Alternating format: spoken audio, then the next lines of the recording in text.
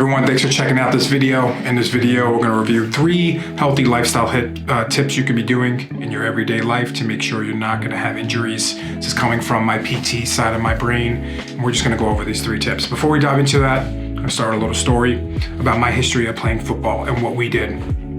So when I was in high school, we played football. The main caveats of everything we did was we lift, we ran, and we did intense exercise, right? We had no recovery, and if you had a little bit of pain, you just sucked it up and you kept going.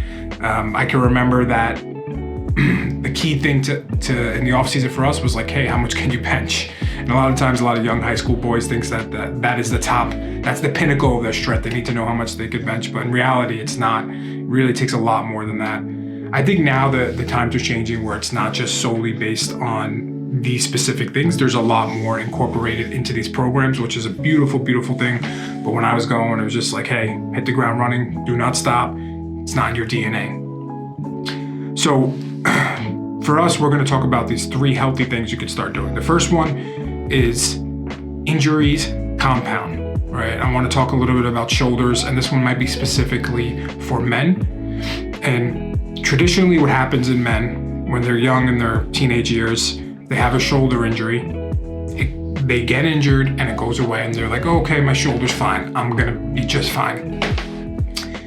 From 1 to 2 years after that, it comes back and it lingers a little longer, but it goes away. And they're like, oh, hey, I'm gonna be fine. It's exactly fine what I wanna do. In the 30s, it happens a 3rd time. This time it stays for a little longer. Like, okay, maybe I should seek some help for this. They maybe get a little PT or hands-on treatment, then it goes away, then they go doing what they're doing.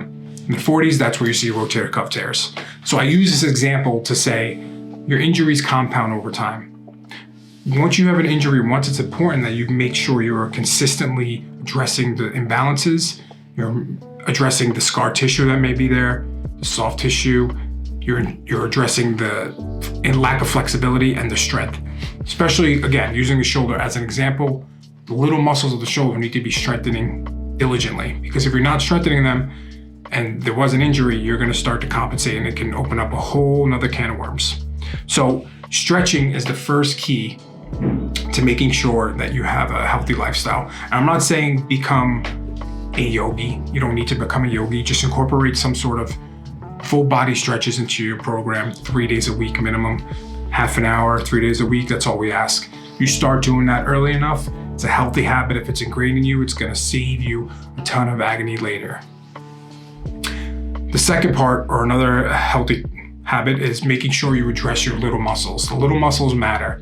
And a lot of times we go to the gym and there's all these machines, you're moving these big muscles, these primary movers, which is good. You have to do that to build strength, but you also can't forget the little muscles.